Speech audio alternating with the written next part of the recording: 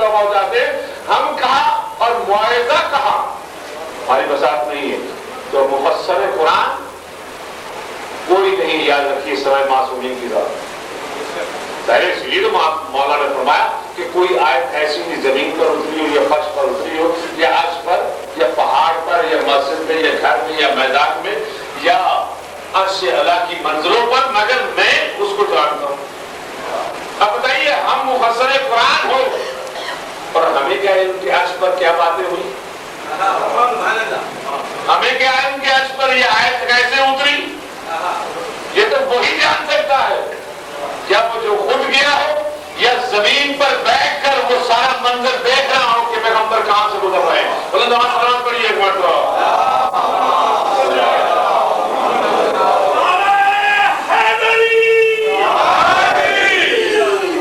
تو ہر ایک مفسر قرآن بھی نہیں بن سکتا, علامہ بننا بہت مشکل ہے یار. آج کل تو علامہ جو ہے نا ہر ایک آدمی کے ساتھ علامہ لکھ دیتے. اور یاد رکھیے میں علامہ نہیں ہوں, میں علماء کا خادم ہوں. علماء کا خادم ہوں, میں تو ایک مسکین ملنگ سا آدمی ہوں. بہرحال یہ کہ میں ایک حرف تھا, اگر کسی علامہ کی شان میں گستاخی ہو گئی ہو تو ان کے کو متقدین بیٹھا. تو میں بہرحال میں علامہ جو ہے جو باقی علامہ ہیں جن پر تاریخ تشیع کو ناز ہے, جن پر عالم تشیع کو ناز ہے, علامہ کہنے کا کسی کو اگر حق ہے تو وہ علامہ ہلی ہے.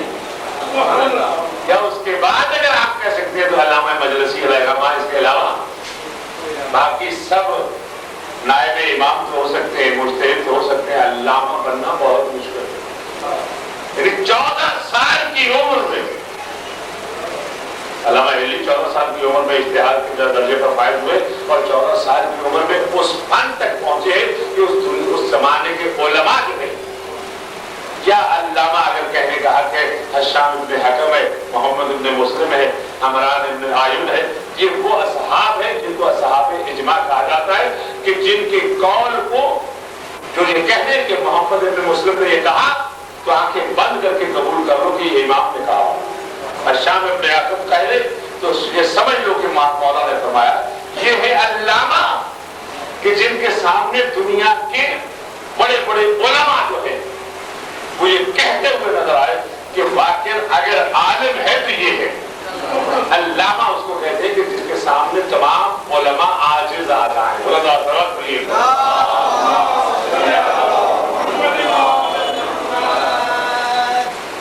تو پیغمبر اسلام کے زمانے میں یہ فساد و ملامت کا دور تھا.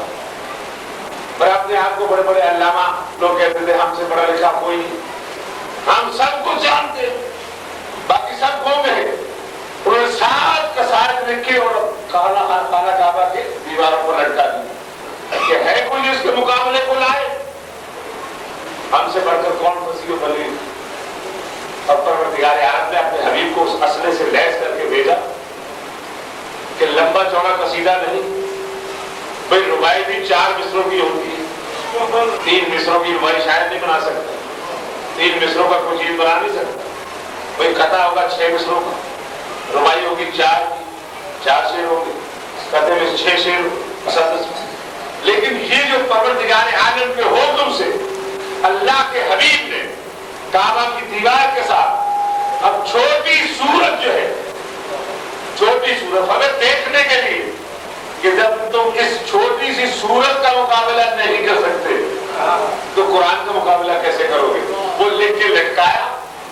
اب داد دینی جو پڑتی ہے ان کی داد دینی پڑتی ہے ان اشخاص کی کہ جنہوں نے آ کے دیکھا اور اپنی ضد پر قائم نہیں رہے, بلکہ دیکھنے کے بعد کبھی اپنے قصیدوں کو دیکھا, کبھی اس سورت کو دیکھا, سورہ کوثر کو, اور دیکھ کے آخر اس فیصلے پر لکھ کے مجبور ہو گئے اپنے قصائد اتار کے اس کے نیچے یہ لکھ دیا ما ھذا کلام البشر, یہ بشر کا کلام نہیں.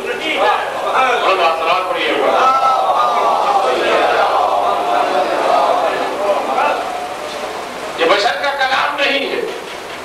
تو پیغمبر اسلام کے زمانے میں فساد و بلاغت کا دور, بڑے بڑے علماء جو اپنے آپ کو سب کو سمجھتے تھے اور کسی کو خاطر میں نہیں ڈالتے تھے. تو اس زمانے میں پیغمبر آئے اور اس پیغمبر زمانے میں آ کے پیغمبر نے یعنی ان چھوٹی چھوٹی صورتوں سے ابتدا کر دی اور ان دشمنوں کو بتایا کہ دیکھو قرآن جتنے بھی تم فصیح و بلیغ بن جاؤ، قرآن کتنا فصیح و بلیغ ہے. ایک بات ضرور سوال ملکہ جو ہے وہ قصائد ہیں کہ اتنے فصیح و بلیغ ہیں. میں نے خود پڑھے ایک ایک شعر میں ایک ایک پورا واقعہ، یعنی ایک شعر پہ اگر تشریح کی جائے تو ایک پوری کتاب بنتی ہے.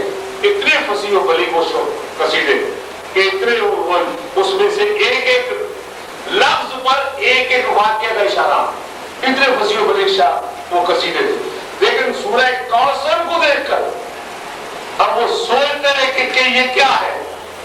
اس 3 مصروں میں وہ کچھ ہے جو ہمارے 7 قصائد میں نہیں، اور یہ کہہ کے واپس چلے گئے ما ھذا کلام البشر، یہ بشر کا کلام نہیں ہے، یہ تو کسی اور کا کلام ہے جو ما فوق البشر ہے. سبحان اللہ، ما فوق البشر ہے، یہ اس کا کلام ہے. اور پروردگار عالم کے حکم سے حضور نے یہ قصیدہ، یہ ربائی، یہ سورہ کوثر لٹکائی اور یہ دعویٰ نہیں کیا یہ میرا کلام ہے. یعنی امین بن کے آئے تھے نا. اور یہ بھی امانت ہے پیغمبر کی کہ جو کچھ خدا کا کلام تھا اس کو کہا یہ خدا کا کلام ہے، اور جو اپنا تھا کہا یہ میرا کلام ہے. اور اس پر خدا نے کہا میرے حبیب تو نے امانت داری کا ثبوت دیا ہے، لہذا تیرے کلام کو بھی میں اپنی طرف نسبت دوں گا. وما ينطق عن الهوى ان هو الا وحی یوحی. میرا حبیب اپنی طرف سے نہیں بولتا جب تک کہ میں اشارہ نہ کروں. بلند صلوات پڑھیے گا.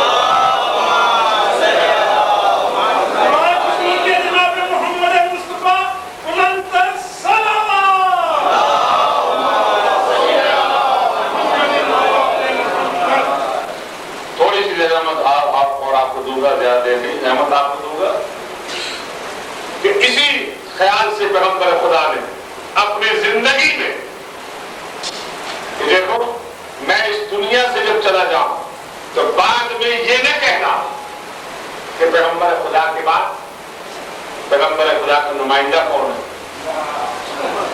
اس لیے کہ جب پیغمبر کے سامنے سارے عاجز آ گئے تو پیغمبر کے بعد اس کو آنا چاہیے کہ جس کے سامنے سارے عاجز آ جائیں. اور اس پہ فقط انسان نہیں ہے، فرشتے، انبیاء، یعنی پیغمبر کی جگہ پر پیغمبر کا نمائندہ وہ بنے گا کہ انبیاء جس کے سامنے عاجز آ جائے اپنے علم کا اظہار کرے کہ ہم یہ نہیں جانتے، ہم آپ سے پوچھ کے آئے. پیغمبر کے پاس آتے رہے اور آتے کتنے انبیاء آئے. اب ایک دن پیغمبر خدا تشریف فرمان مسجد نبوی میں صحابہ کرام کا مجمع ہے. ذہن میں باتیں بہت سی ہیں لیکن وقت کی دعوت میں گنجائش نہیں مجھے پورے ساتھ ہے. اور آج کل کو روٹین بن گئی ہے، عادت بن گئی ہے. بہرحال یہ کہ جیسے کہ مجھے ابھی آتے اوپر خدا نے بتایا کہ اب یہ بانیان مجلس جو ہے یہ سوچنے پر مجبور ہو گئے کہ بیٹھ کر فیصلہ کیا جائے کہ بھائی جو ہے جس دن مجلس ہو اس دن خبر نامہ اگر نہ بھی سنے تو کوئی فرق نہیں پڑتا. اس دن خبر نامہ نہ سنے دوسرے دن جو ہے صبح اخبار میں پڑھ لیا کریں گے تاکہ مجلس جو ہے وقت پر شروع ہو، تاکہ وقت پر ختم ہو، تاکہ لوگ آرام سے گھروں میں جا سکے، صبح کو جو ہے دفتر میں جا سکے. تو یہ ایک خیال ابھر رہا. میں نے تو کافی عرصہ پہلے کہا تھا پر یہ دیر آئے درست آئے اگر اس پر سارے بانیان مجلس متفق ہو جائے تو میں سمجھتا ہوں کہ 10 بجے تک مجلس ختم ہو اور 11 بجے تک یہ ماتم داری اور یہ سینہ زنی اور زمین زنی ہو اور اس کے بعد لوگ آرام سے گھروں کو چلے جائیں. تو بہرحال یہ کہ اس پر بہت فکر کیجیے، سوچیے کہ ہمارے اپنے فائدے کے لیے، یہ ہمارے اپنے فائدے کے لیے. پیغمبر خدا تشریف فرمائے مسجد نبوی میں صحابہ کرام کا مجمع ہے کہ اتنے میں ضعیف شخص، بوڑھا شخص مسجد پہ آیا اور اس نے آ کے یہ کہا یا رسول اللہ مجھے کچھ سوال ہے آپ سے کرنے، آپ سے کچھ باتیں کرنی. پیغمبر خدا نے سوال کرنے آیا پیغمبر سے، باتیں پوچھنے آیا نبی سے، اور پیغمبر خدا اشارہ کر رہا ہے میرے اس بیٹے سے پوچھ لو، میرے اس بیٹے سے پوچھ لو. تو اپنی زندگی میں اپنا نمائندہ بنا کے جا رہے ہیں، دکھانے جا رہے ہیں تاکہ بعد میں کوئی یہ نہ کہہ سکے کہ پیغمبر بتا کے نہیں گئے تھے ہمیں کیا علم تھا کس کی طرف رجوع کرنا ہے. تو پیغمبر خدا اپنی زندگی میں اپنے سامنے بتا کے جا رہے ہیں کہ دیکھو جاؤ اس سے پوچھ لو. اب وہ ضعیف شخص یہ نہیں پوچھتا یا رسول اللہ میں پوچھنے میں آپ سے آیا تھا اور آپ کہہ رہے ہیں ان سے پوچھو. ظاہر ہے کہ جو آ رہا ہے وہ پیغمبر کو بھی جانتا ہے اور پیغمبر کے جانشین کو بھی جانتا ہے, اور اگر جانتا نہ ہوتا تو پھر ضرور پوچھتا. جانتا تھا تبھی اس نے نہیں پوچھا. خاموش ہو کے بالکل جیسے پیغمبر نے کہا جا کے دارو ہو کر شہزادہ امام حسن کے سامنے بیٹھ اور سامنے بیٹھ کے سوالات کیے. سوالات کے جوابات ملے. واپس آئے, یا رسول اللہ خدا آپ ذرا سے چلا ہوں میں جا رہا ہوں. کہا یہ بتاؤ مطمئن ہو کے جا رہے ہیں؟ یہ تاریخ کے فکر مطمئن ہو کے جا رہے ہیں, اطمینان ہو گیا, سوالوں کے جواب مل گئے. اب مجھے ایک بات کہنے کو دل چاہتا میرا کہ یا رسول اللہ اگر آپ کو اتنا بھی اطمینان نہیں تھا کہ شہزادہ صحیح جواب نہیں دے سکے گا معاذ اللہ, تو پھر آپ نے بھیجا کیوں ان کے پاس؟ اور اگر آپ کو اطمینان تھا تو اس شخص سے پوچھا کیوں؟ کہا مجھے بھی اطمینان, پوچھنے والے کو بھی اطمینان, میں سامنے بیٹھنے والوں کو اطمینان دلانا چاہتا تھا.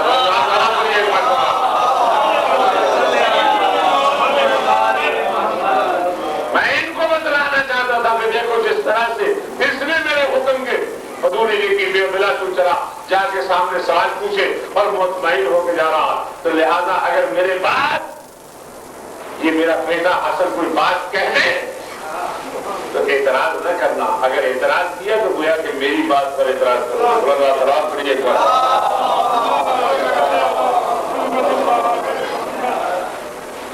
کہا مطمئن ہو کے جا رہا ہوں. اچھا خدا حافظ کا ناصر کر کے وہ ضعیف شخص مسجد سے نکل گیا.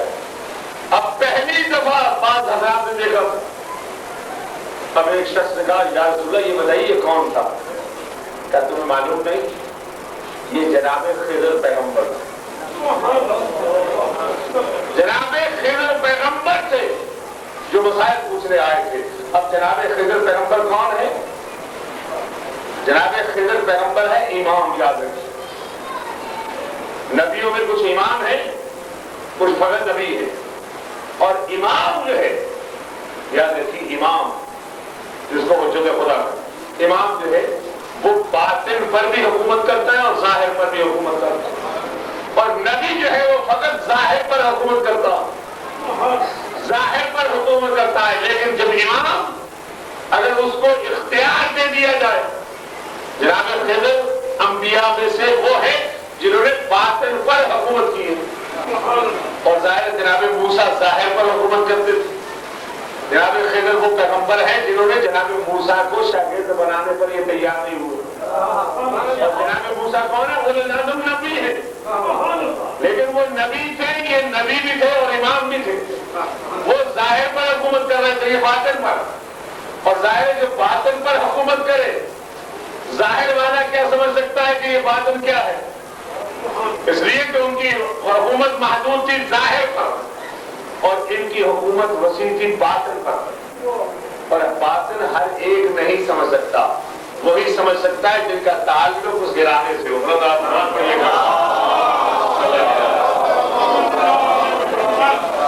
اور معصومین میں سے کسی کو سوائے حضرت حجت کے کسی کو یہ اختیار نہیں دیا گیا کہ وہ باطن پر حکومت کرے. اگر باطن پر حکومت کرتے تو پھر یاد رکھیے کوئی باقی نہ بچتا.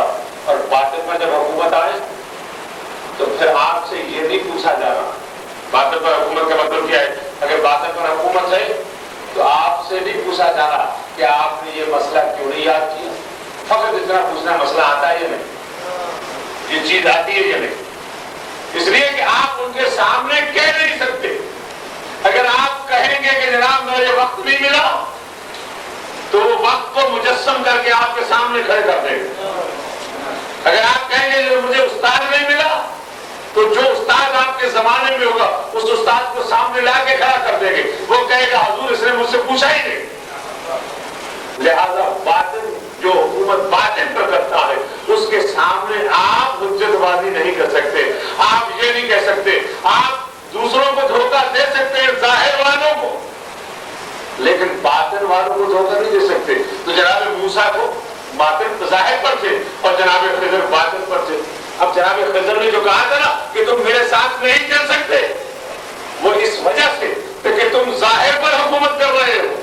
تم نے تو دیکھنا ہے کہ کشمیر سرحد کو کر دیا، لیکن مجھے باطن کا علم ہے کہ یہ اس کے پیچھے کیا راز ہے، تم نہیں جانتے. اب یاد رکھیے کہ جناب خضر جو ہے، جناب موسیٰ اولو العزم نبی ہے، جناب خضر اولو العزم نہیں ہے، لیکن اس کے باوجود جو راز جناب خضر جانتے ہیں وہ جناب موسیٰ کو علم نہیں. اب جناب خضر جو راز جانتے ہیں وہ جناب موسیٰ کو علم نہیں. اب جناب خضر کا مرتبہ دیکھیے اور جناب موسیٰ کا مرتبہ دیکھیے، اور اس کے بعد آئیے بارگاہ امام حسن مرتبہ میں کہ وہ جو جناب موسیٰ کو اپنا شاگرد بنانے پر تیار نہیں، آج وہ جناب امام حسن کے سامنے شاگرد بن کر اس طرح سے عاجزانہ اظہار کر رہا ہے کہ گویا کہ جو کچھ بھی ملا ہے حضور یہ مجھے آپ کے صدقے میں ملا ہے. صلوات پڑھیے ایک بار.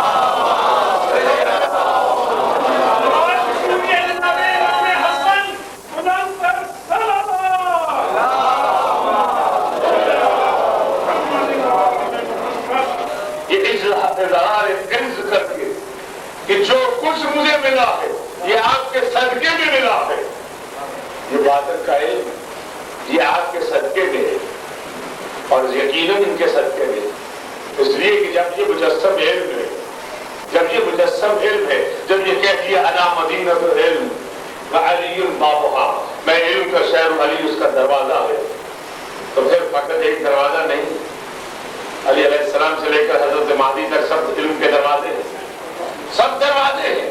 جب علم محدود ہے اس کی حد بندی ہے، اور جس کو بھی علم چاہیے وہ علم کے دروازے پر اس کو آنا پڑے گا، چاہے نبی ہو چاہے ولی. اور جو ان کے دروازے پر نہیں آیا اس کو شرمندہ ہونا پڑا، اس کو ٹھوکریں کھانی پڑی. اور اس طرح سے شرمندہ ہوا جو جس نے ان کے دروازے پر اپنی زمین نہیں جھکائی، وہ مردوں سے نہیں بلکہ عورتوں نے اس کو لاجواب کر دیا. جس نے ان کے سامنے ان کے دروازے سے علم حاصل نہیں کیا، عورتوں نے اس کو لاجواب کر دیا. اور جنہوں نے ان کے دروازے پر آ کے علم حاصل کیا، یاد رکھیے وہ دنیا کے بڑے بڑے فلاسفروں کو لاجواب کر دیا. ظاہر دیکھنے میں دیوانہ ہے لیکن داناؤں کو لاجواب کر دیا. بات سے بات نکلی، اگر اجازت ہو ایک واقعہ آپ کی سننے میں عرض کر دیں. بہت صلوات پڑھیے ایک بار. اب خطا گرمی کی وجہ سے میں نے امامہ اتار دیا، اور امامہ نہیں بول رہا، میں بول رہا ہوں. پر آپ جانتے ہیں امامہ جو ہے، آپ کہیں کہ امامہ کیوں اتار دیا؟ پر یہ کہ آپ مجھے بھی جانتے ہیں، میں آپ کو جانتا ہوں، اور گفتگو جو ہے انسان زبان سے کرتا ہے. امامہ جو ہے، عزت جو ہے یہ انسان کے دل میں ہے. تو بہرحال جنید بغدادی جو ہے یہ بڑے عارف باللہ تھے. یہ جو آئے تھے ایک دن اپنے حواریوں کے ساتھ بہلول بیٹھے تھے مٹی کے فرش پر، اور جناب بہلول کو دیکھ کر جنید بغدادی قریب گئے اور سلام کیا. کہا کون ہوتا ہوں؟ کہا میں جنید بغدادی. کہا وہی جو عارف باللہ بنتا ہے، وہی جو بڑا پہنچا ہوا بنتا ہے، وہی جو بڑا کہتا ہے میں درویش ہوں. تم ہی آپ کھانا کلام کرتے ہو، باتیں کرتے ہو. کہا کہ اچھا یہ بتاؤ تمہیں کھانے کے آداب آتے ہیں؟ یہ جو آل محمد کے دروازے پر پڑھ کے اور بڑے بڑے عارف باللہ جو ہے، بڑے پہنچے ہوئے بزرگوں کو جن کی لوگ اتنا عزت و احترام سے نام لیتے ہیں، دنیا جن کو دیوانہ کہتی ہے، وہ کہتے ہیں تمہیں کھانے کے آداب آتے ہیں؟ کہا ہاں. کا بیان کرو. کہا کھانے کے لیے سامنے سے کھاؤ، بسم اللہ پڑھ کے شروع کرو، پہلے بھی ہاتھ دو آخر میں بھی ہاتھ دو، اور پھر ہمساؤں کا بھی خیال رکھو. یاد رکھیے کھانے کے آداب میں سے ہمساؤں کا بھی خیال رکھو. جو آپ کے ساتھ بیٹھے ہیں نا، یہ نہیں کہ ڈونگا اگر آپ کے پاس آئے تو پھر ہمساؤں کی طرف نظر بھی نہ اٹھانا. یہ کھانے کے آداب میں شامل ہے کہ آپ ہمساؤں کا ارد گرد لوگوں کا خیال رکھیں. ورنہ یاد رکھیے پھر آل محمد کے آپ تعلیمات پر عمل نہیں کر رہے اگر آپ ساتھ والوں کا خیال نہیں رکھ رہے. یہ کھانے کے آداب میں شامل. یہ سب کہا. کپڑے جھاڑے بہلول نے. کہا واہ سبحان اللہ، عارف باللہ بنتے ہو. تمہیں تو کھانے کے بھی آداب نہیں آتے، اٹھ کے چل دی۔ اب یہ جب اٹھ کے چل دی تو جنید بغدادی پیچھے تھوڑی دور جا کے آگے پھر مٹی کے فرش پر بیٹھ کے پھر میں لکیریں ڈالنے شروع۔ اب جناب بہلول کی یہ عادت تھی، جہاں بیٹھے مٹی کے فرش پر لکیریں ڈال رہے ہیں۔ ظاہر ہے کہ جس کی جو ملکی ہو تو اسی میں وہ نقشے بناتا ہے۔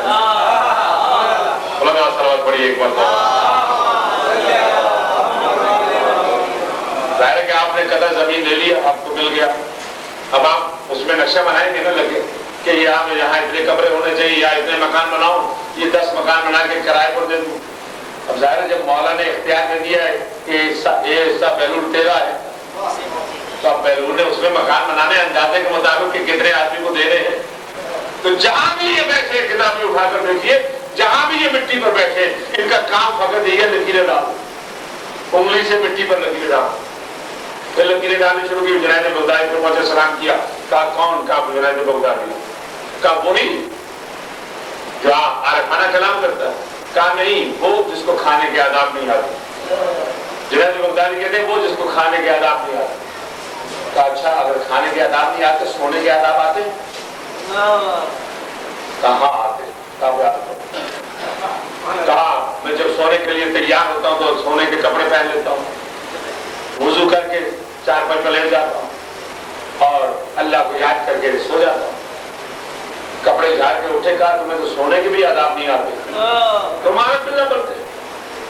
اور اس کے بعد آگے جا کے بیٹھ گئے۔ پھر یہ اب ہماری کہتے ہیں حضور چھوڑی یہ پاگل آدمی، کہا نہیں مجھے اس سے کام ہے، آج میں نے اس سے باتیں بلوانی ہے، میں نے اس سے باتیں لینی ہے۔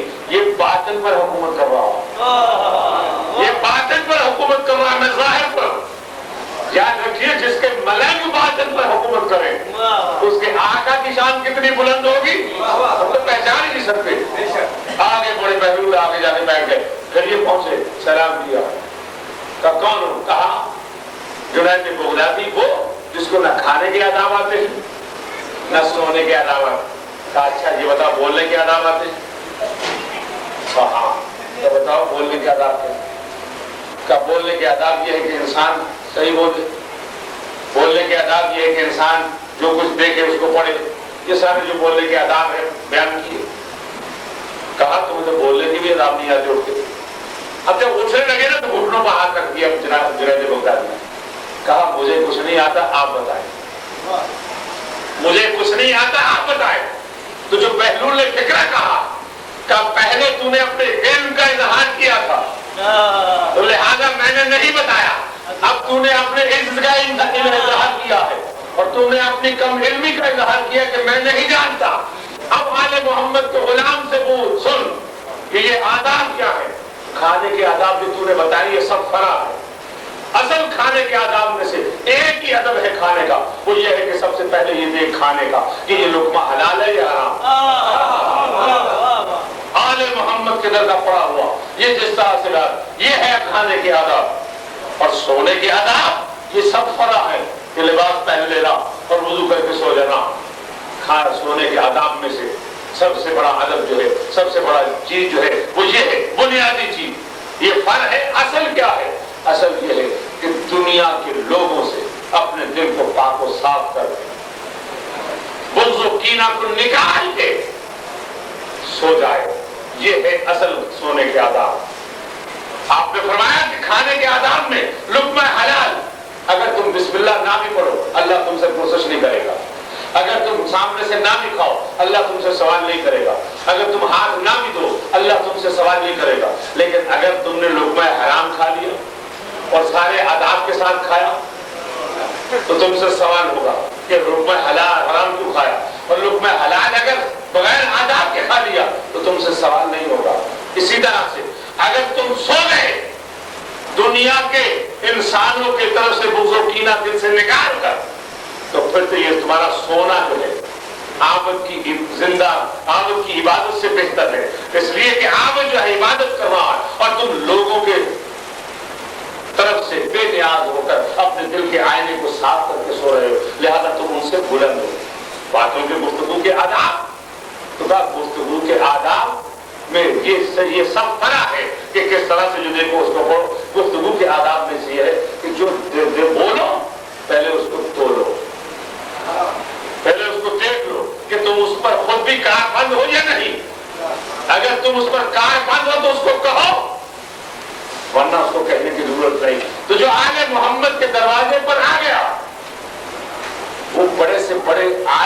سامنے عاجز آ گئے تو چہ جائے کہ مولا کے سامنے اگر انبیاء عاجز آ جائے تو تعجب نہ کیجئے. اور یہی وجہ ہے کہ جب مولا تھے, جب کسی نے کہا کہ حضور آپ خاموش کیوں رہتے ہیں, جب آپ کے پاس اتنی قوت ہے, اتنی طاقت ہے, آپ جواب دیجئے. کہا جواب تو دے سکتے ہیں, لیکن اگر ہم جواب دیں تو اس میں تو ہم میں فرق کیا رہ جائے. یہی تو فرق ہے, یہی تو کہتے ہیں کہ جو اللہ کی طرف سے اللہ کا نمائندہ ہے, نمائندہ اسی کو کہتے ہیں کہ جس کے اللہ کی مشیت ہے کہ اب جتنا بھی ظلم ہو جائے صبر کرو, وہ صبر کرتا ہے. اشارہ کرے کائنات کا حوالہ نہ ہو جائے. بھئی جو عورت کو مرد کر سکتا ہے, مرد کو عورت کر سکتا ہے, شمال کو جنوب کر سکتا ہے, جنوب کو شمال کر سکتا ہے, کیا وہ زہر اگر کہتا زہر وہ شفا بن جاتا؟ لیکن اللہ کی مشیت یہی تھی, اللہ کی مشیت یہی تھی کہ میرے نمائندے اب سے پہلے جتنی مرتبہ زہر دیا گیا وہ مصلحت نہیں تھی, وہ اثر نہیں کیا. اب میری طرف آ رہا ہوں, اب میں بلا رہا ہوں اللہ کے لکھا کے لیے. زہر آیا تو رضن بے قضاء اور تسلیما لامر ہے. یہ فکرہ ہے جو ہر معصوم کی زبان پر آیا کہ یہ جو کچھ ہو رہا ہے اللہ کی رضا کے لیے. ورنہ دنیا یہ نہ سمجھے کہ ہمیں یہ علم نہیں, یہ زہر ہے. ہمیں علم تھا, سارا واقعہ ہمارے سامنے تھا. اور جب یہ زہر پیاس کا غلبہ ہوا, آپ نے پانی طرف دیا تو جملے عرض کر دے, پانی پیش کیا گیا, وہی کوزہ جس میں جودہ ملونہ خبیثہ ہے, ازادار وہ زہر ملا دیا. اب یہ زہر نہ جانے کتنا عجیب قسم کا زہر تھا. مجھے کچھ نہیں کہنا, مگر اتنا کہہ رہا ہے کہ یہ زہر جب امام حسن علیہ السلام نے 1 یا 2 گھونٹ پیے اور نیچے کیا پانی, علماء نے لکھا دونوں ہاتھ جگر پر رکھے اور فکرہ کا قریب عجیب ہو رہا کہ جلدی سے جا میری بہن زینب کو خبر, جلدی سے میری بہن زینب کو بلا لا. حضرت جناب زینب آئی اور کہتے بھیا مجھے بلایا, کہاں مجھے زہر مل گئی ہے, حسین کو بلاؤ. اب دروازے کھٹکھٹانے شروع کیے. عباس علمدار نکلے, حسین نکلے, محمد حنفیہ نکلے, جناب مسلم نکلے, سارے بنی ہاشم اپنے اپنے گھروں سے نکلے. سارے دروازے ایک ہی رات میں کھل گئے. سب نکلے, بستر امام حسن کے گرد اکٹھے ہو گئے. امام حسین علیہ السلام کا مہاجر سفیان والا لکھتا ہے کہ امام حسین علیہ السلام نے آ کے اپنے آپ کو گرایا اور بے اختیار رونا شروع کیا. جب امام رونے لگے تو امام حسن علیہ السلام نے آنسو صاف کیے اور کہا بھیا تم نہ رو بلکہ میں رو. آنسو صاف کیے, امام حسن نے خود رونا شروع کیا. امام حسین کہتے بھیا آپ کو رو رہے, کہا مالک سفیان والا لکھتا ہے کہ امام نے فرمایا میں 2 وجہ سے رو رہا. 2 باتیں میرے پیش نظر ہے. ایک تو یہ کہ حسین میں اس لیے گریہ کر رہا ہوں کہ میرا وقت آخر ہے, میں اس دنیا سے جا رہا ہوں, تم بھی میرے قریب, میری بہنیں بھی میرے قریب, میرے عزیز بھی میرے قریب,